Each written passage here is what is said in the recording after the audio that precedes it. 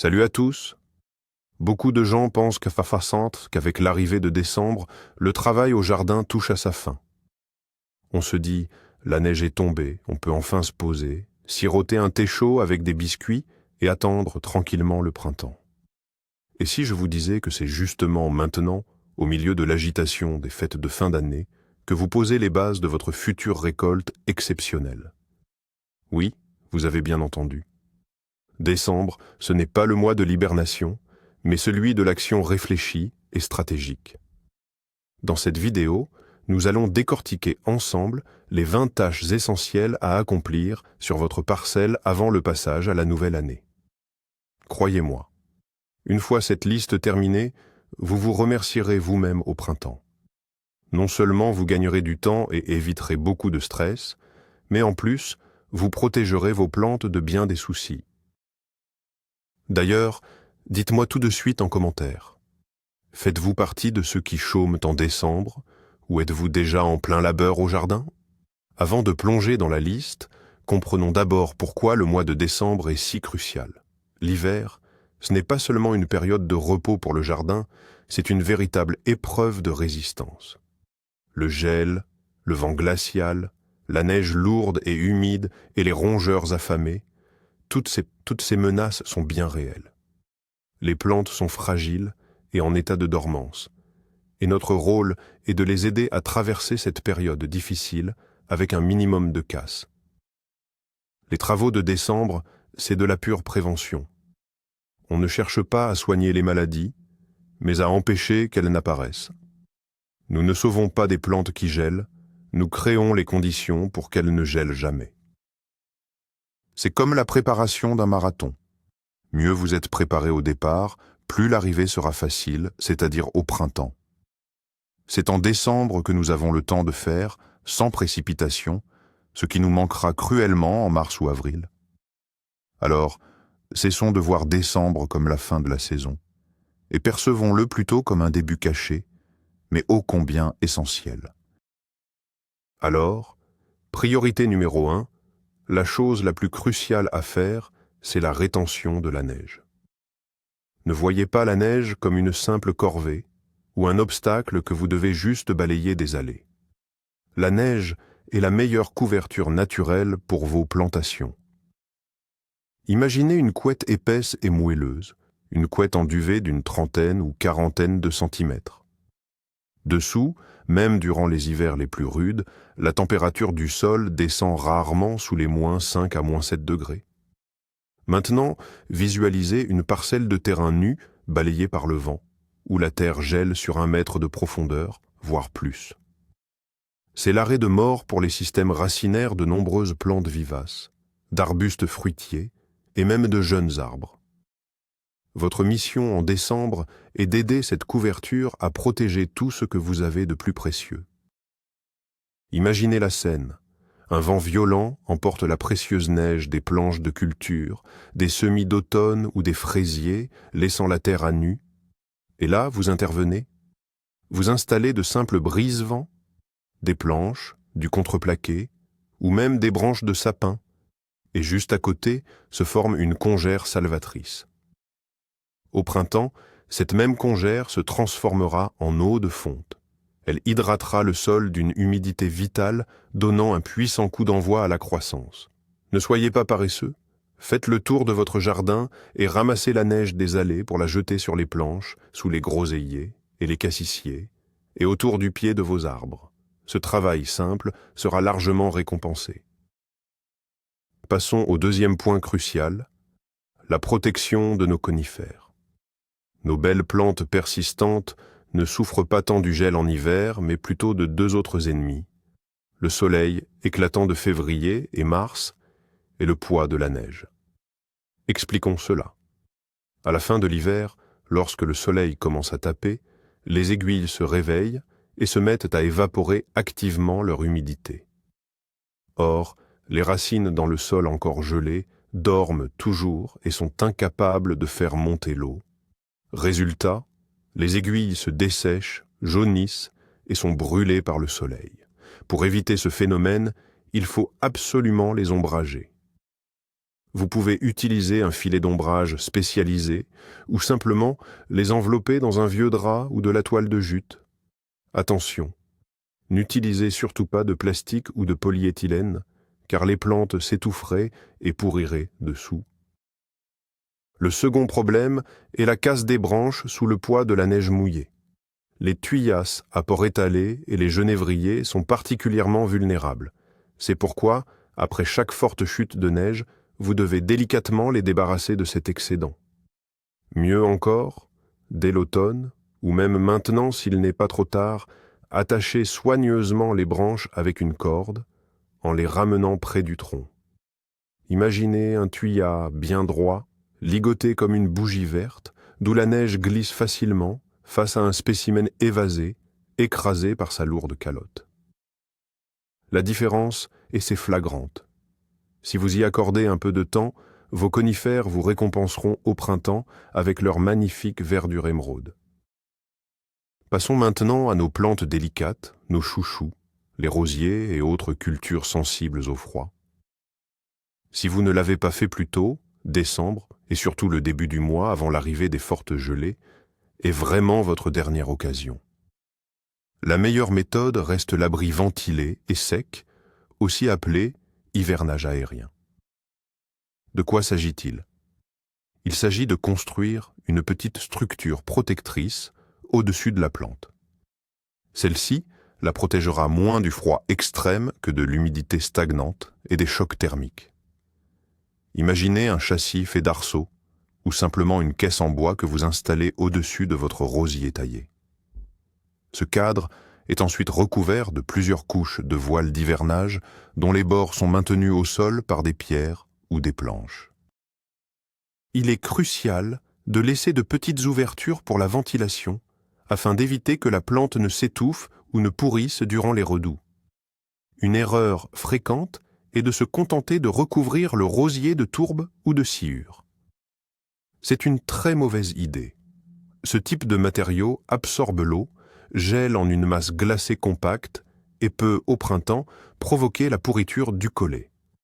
Un bon hivernage doit impérativement rester sec à l'intérieur. Ceci est également valable pour les hortensias, les clématites et autres espèces exigeantes. Investissez 1 heure de votre temps pour leur construire un abri fiable et ces plantes vous récompenseront par une floraison spectaculaire. Notre 4e point de programme concerne la lutte acharnée contre les rongeurs. En hiver, les souris et les lièvres ne dorment pas. Au contraire, ils cherchent activement de la nourriture. Et l'écorce des jeunes arbres fruitiers est un véritable délice pour eux.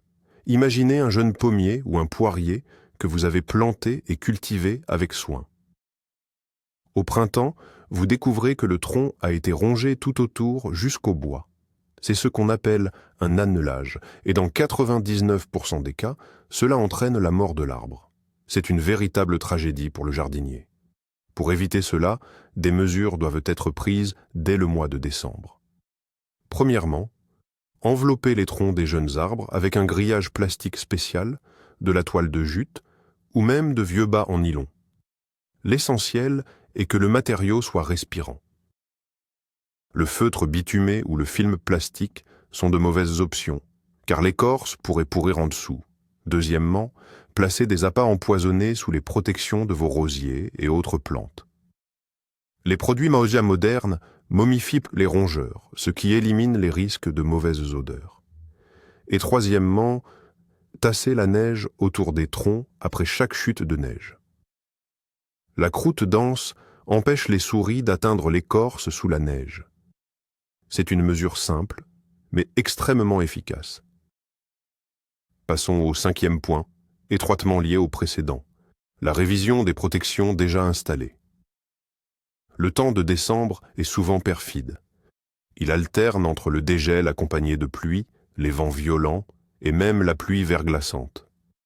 Il est donc essentiel de faire une ronde de vos plates-bandes au moins une fois toutes les 1 à 2 semaines.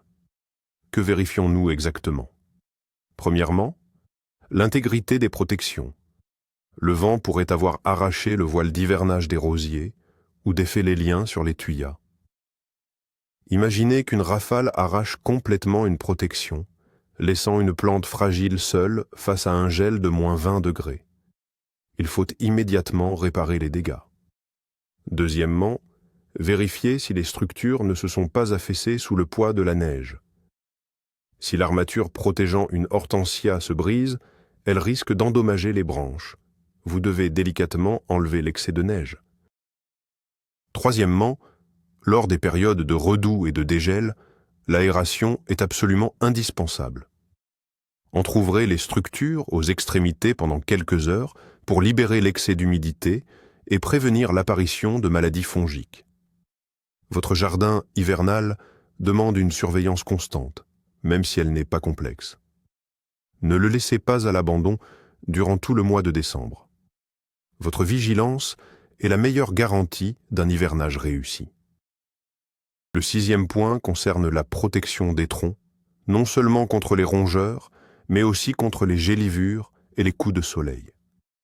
Cette protection est essentielle pour les jeunes arbres, mais aussi pour les sujets adultes. Mais qu'est-ce qu'une gélivure exactement? Imaginez une journée d'hiver ensoleillée et très froide, souvent en fin de saison. La face sud du tronc est exposée au soleil et peut atteindre des températures positives, ce qui relance localement la circulation de la sève dans les tissus de l'écorce. La nuit, lorsque la température chute brutalement, cette humidité gèle instantanément et fait éclater les tissus. Il en résulte de profondes fissures longitudinales, les fameuses gélivures. Elles constituent des portes d'entrée béantes pour les infections et les maladies. Pour éviter ce phénomène, il était nécessaire de badigeonner les troncs et la base des branches charpentières.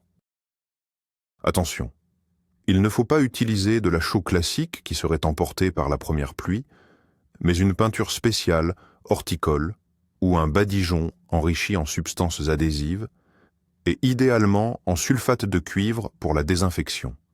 La couleur blanche a pour rôle de réfléchir les rayons du soleil et empêche ainsi l'écorce de surchauffer. Si vous n'avez pas eu le temps de le faire à l'automne, un redoux de décembre est une excellente opportunité de rattraper votre retard. Choisissez une journée avec une température positive et mettez-vous au travail. Un arbre correctement badigeonné semble non seulement plus propre et mieux entretenu, mais il est surtout bien mieux protégé. C'est en quelque sorte l'équivalent d'une crème solaire pour votre jardin. 7e point, l'entretien de la serre. Si vous possédez une serre en polycarbonate, il ne faut surtout pas croire qu'elle ne demande aucun entretien pendant l'hiver. Le danger numéro 1, c'est la neige. Une lourde accumulation de neige sur le toit peut tout simplement écraser ou déformer la structure. Imaginez la triste surprise au printemps. Au lieu d'une serre prête pour les semis, vous vous retrouvez face à un amas de métal et de plastique tordu. C'est pourquoi vous devez régulièrement, surtout après de fortes chutes de neige, dégager la neige du toit. Faites-le délicatement, en utilisant une raclette en plastique ou un balai, afin de ne pas rayer le polycarbonate. Le 2e point essentiel concerne les étés. Si vous habitez dans une région où les chutes de neige sont abondantes, mieux vaut prévenir que guérir. Installez à l'intérieur de la serre quelques supports en forme de T sous le faîtage et les chevrons. Cela augmentera considérablement la résistance de la structure. Enfin, en décembre, vous pouvez introduire de la neige à l'intérieur de la serre. Cette technique fait coup double. Premièrement, elle empêchera le sol de geler en profondeur, préservant ainsi sa précieuse microflore. Deuxièmement, au printemps, la fonte de cette neige hydratera la terre naturellement, vous évitant de devoir transporter des seaux d'eau. Passons à la 8e tâche, idéale pour occuper les longues soirées d'hiver, l'inventaire et la préparation de vos outils de jardinage.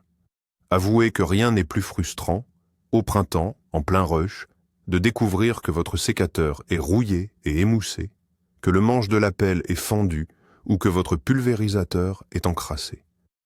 C'est pourquoi l'hiver est le moment parfait pour tout remettre en ordre, sans stress ni urgence. Commencez par rassembler tous vos instruments. Utilisez une brosse métallique pour les débarrasser de la terre et de la rouille. Affûtez vos sécateurs, ébrancheurs, couteaux, ainsi que les lames de votre tondeuse. Pensez ensuite à huiler toutes les pièces mobiles avec de l'huile mécanique. Vérifiez attentivement les manches de vos pelles et fourches. Si vous repérez des fissures, mieux vaut les remplacer immédiatement. Lavez et séchez l'intérieur du pulvérisateur et assurez-vous que toutes les buses fonctionnent correctement. Imaginez le plaisir, au retour du printemps, de saisir un outil parfaitement entretenu, aiguisé et immaculé. Votre travail sera plus rapide et plus agréable. Profitez-en aussi pour dresser une liste d'achats complémentaires. Avez-vous besoin d'un nouveau tuyau d'arrosage, de gants renforcés ou d'une nouvelle brouette? Intégrez ces articles à votre liste de courses de fin d'année pendant que les jardineries ne sont pas encore submergées par l'afflux printanier. Le 9e point découle logiquement du précédent, la vérification et l'achat des semences. Décembre est le meilleur moment pour cela. Tout d'abord, sortez tous vos anciens stocks de graines. Vérifiez attentivement leur durée de vie.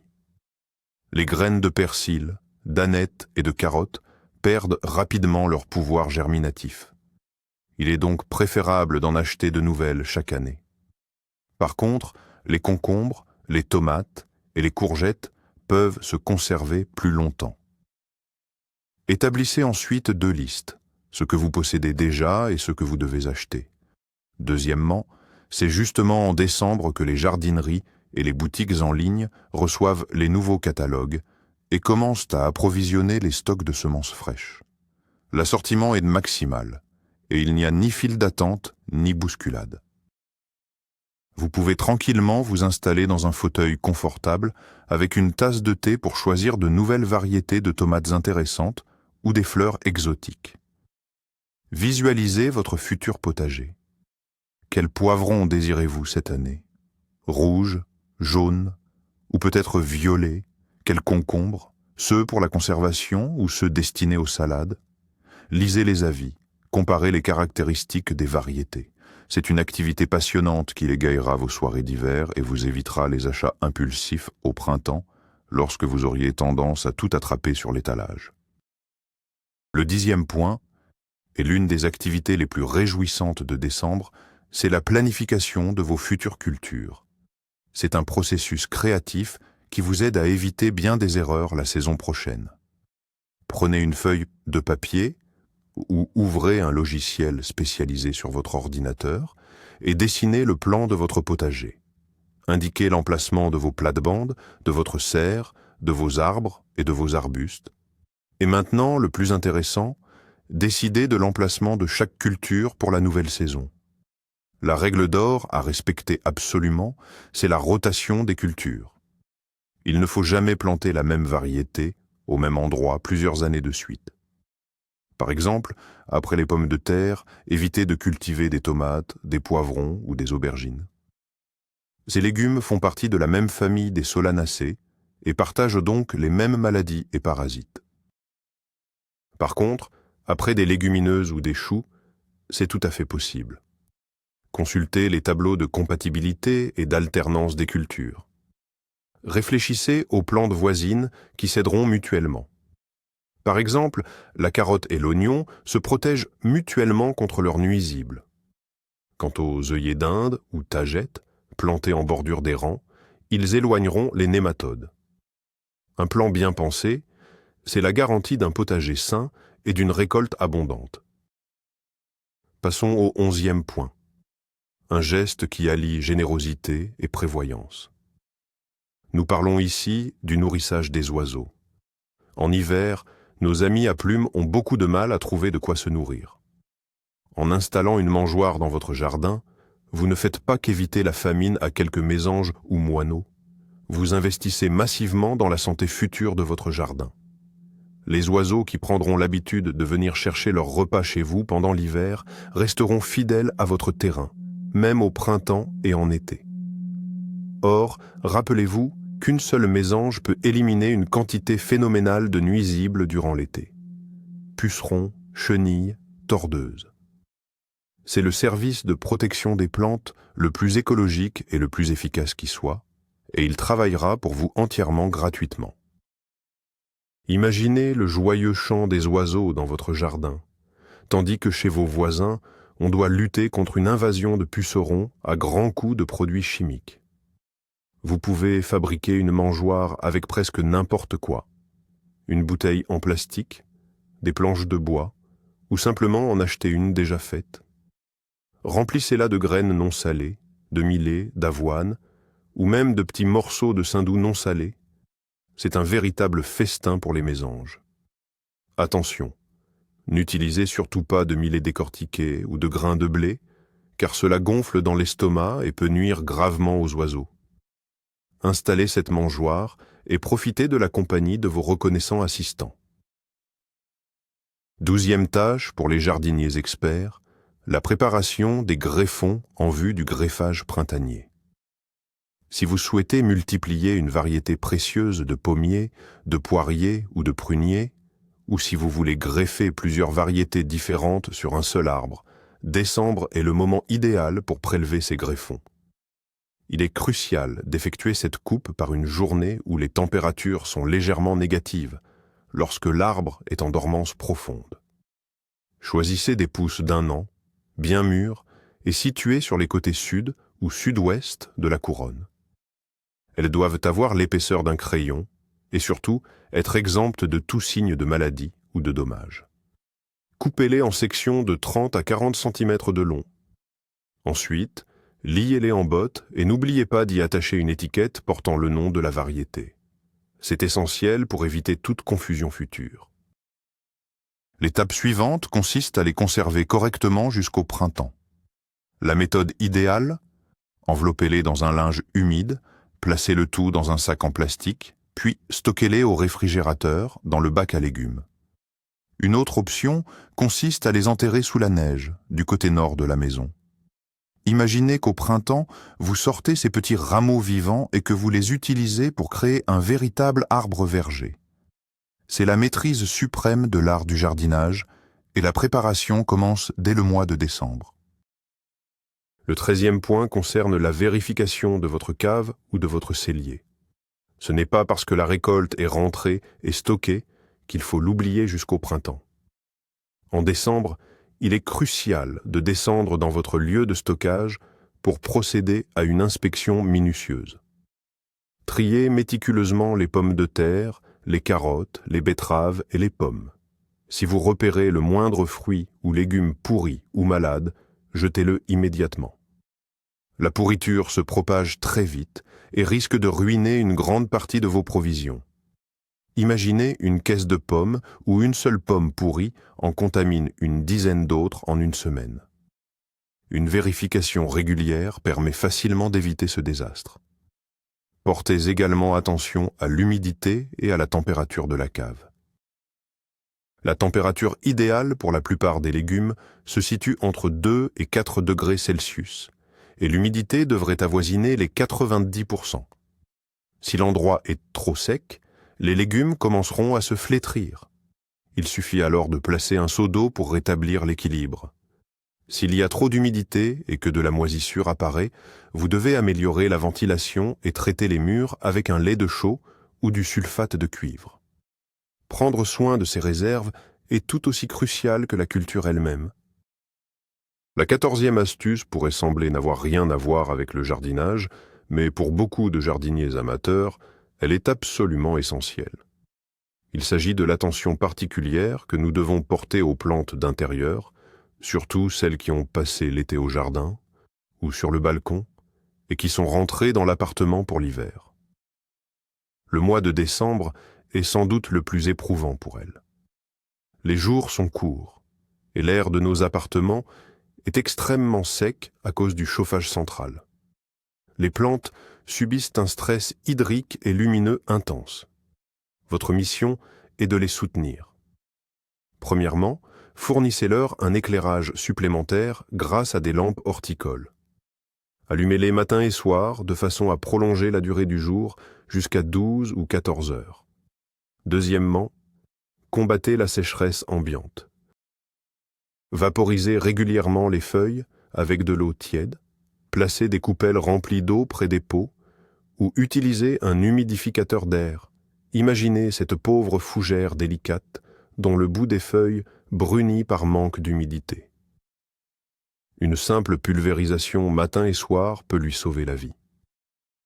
Troisièmement, réduisez drastiquement l'arrosage. En hiver, les plantes boivent beaucoup moins et l'excès d'eau est bien plus dangereux que le manque. Arrosez uniquement lorsque le terreau est sec en surface. Et surtout, pas d'engrais avant le printemps. 15e point, c'est le moment de créer ou d'alimenter votre tas de compost. L'hiver n'est pas une raison pour arrêter la production de cet or noir, comme on appelle le bon compost. C'est justement en décembre que vous aurez beaucoup de déchets organiques qui constitueront une excellente base. Pensez par exemple aux déchets de cuisine, les épluchures de légumes, le marc de thé ou le marc de café. Attention, ne mettez surtout pas de produits carnés ou laitiers dans le compost. Ils attirent les rongeurs et provoquent la putréfaction. Si vous avez une cheminée ou un poêle, la cendre de bois est un précieux engrais phosphopotassique que vous pouvez et devez aussi ajouter au tas. Si vous nettoyez le jardin des branches sèches, broyez-les et ajoutez-les au tas. Cela servira d'excellent aérateur et structurant. Pour que le processus de compostage ne s'arrête pas même en hiver, vous pouvez arroser le tas avec de l'eau chaude ou une solution spéciale contenant des micro-organismes efficaces. Imaginez, sous la couche de neige, une vie invisible bouillonne dans votre tas de compost. Au printemps, vous aurez ainsi une fournée d'engrais riches et fertiles que vous aurez créés de vos propres mains pratiquement à partir de rien. Passons au 16e point, l'entretien de la pelouse en hiver. On pourrait se dire, qu'est-ce qui pourrait bien arriver au gazon sous la neige? Détrompez-vous, il y a quelques subtilités à connaître. Le pire ennemi de votre pelouse en période hivernale, c'est le piétinement. Il est formellement déconseillé de créer des chemins ou des raccourcis sur la pelouse enneigée, et encore moins d'y installer une patinoire. Pourquoi? Tout simplement parce que lorsque vous marchez, la neige se compacte et se transforme en une croûte de glace dure. Sous cette couche de glace, l'herbe est privée d'oxygène et au printemps, elle pourrit ou s'étouffe. Le résultat? Une vilaine zone dégarnie apparaît là où passait le sentier et il faudra beaucoup de temps pour la restaurer. Imaginez votre pelouse d'un vert émeraude éclatant au printemps, marquée par des traces jaunes laissées par vos promenades hivernales. Pour éviter cela, empruntez uniquement les allées et chemins prévus à cet effet. S'il n'y en a pas, créez-en de temporaires en utilisant des planches. Veillez également, lorsque vous déneigez les allées, à ne pas accumuler d'énormes tas de neige directement sur le gazon, surtout si cette neige contient du sel ou des produits déglaçants. Ces éléments sont extrêmement nocifs pour l'herbe. En hiver, la pelouse doit pouvoir se reposer tranquillement, protégée par une couche de neige uniforme et meuble.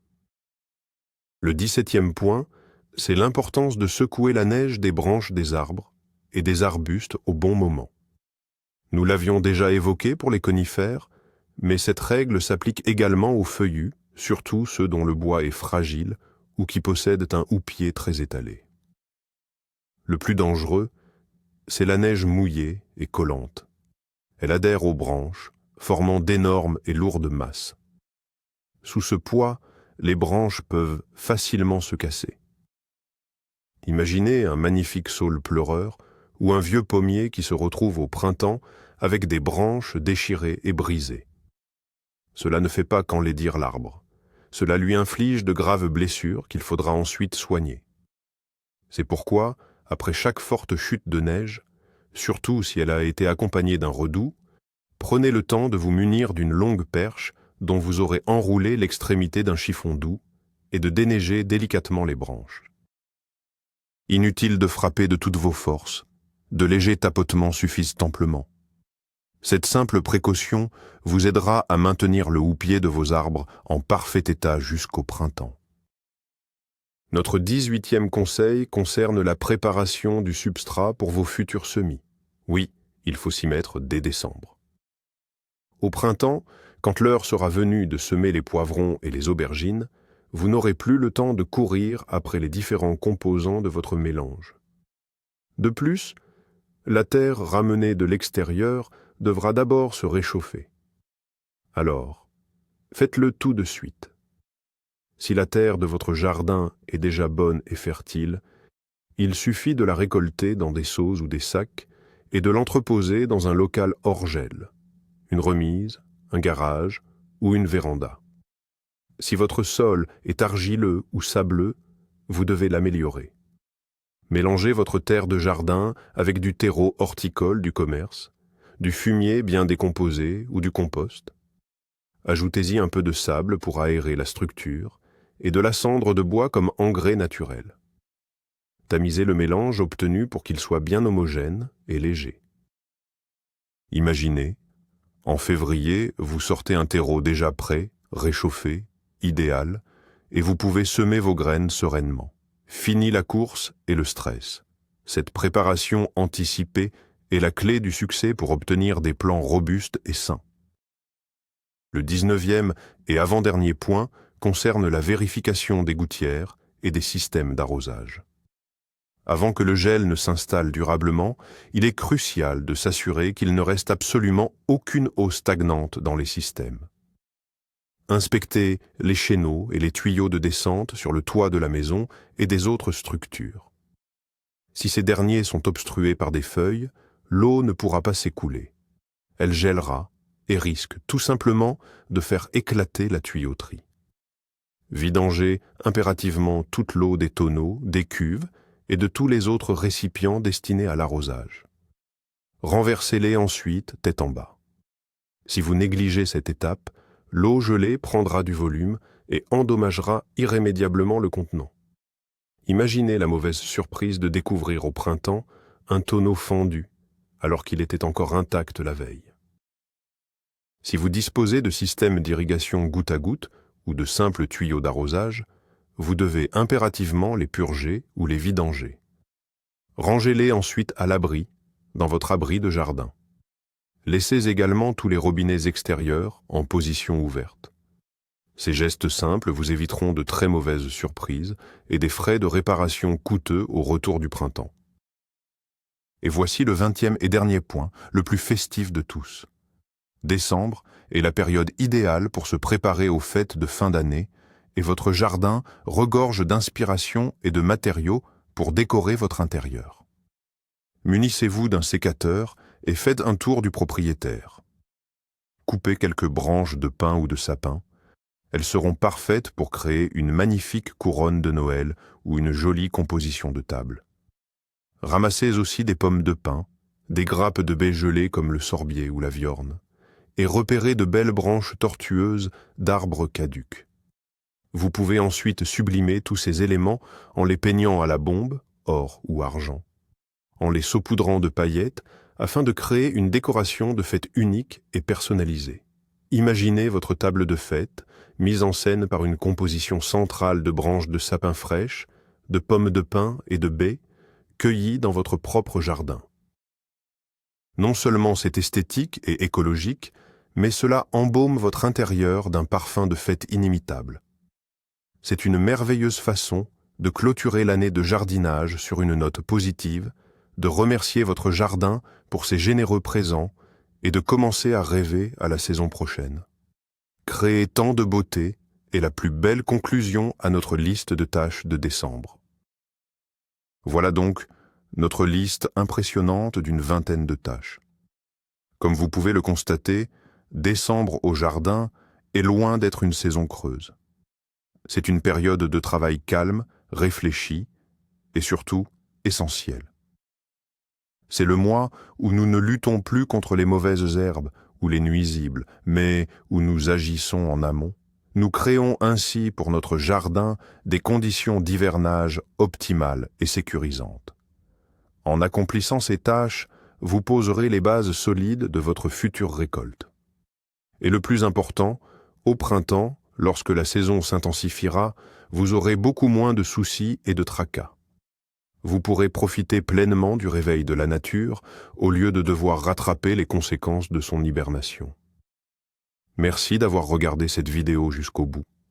J'espère qu'elle vous a été utile et que vous mettrez en pratique au moins quelques-uns de ces conseils. N'oubliez pas de vous abonner à la chaîne pour ne manquer aucune nouvelle vidéo et de mettre un j'aime si ce contenu vous a plu. Et maintenant, une question pour vous. Quelle est, selon vous, la tâche la plus essentielle à accomplir au jardin en décembre? Ai-je peut-être omis quelque chose? Partagez votre expérience dans les commentaires, ce serait très intéressant de vous lire. À très bientôt et joyeuses fêtes de fin d'année.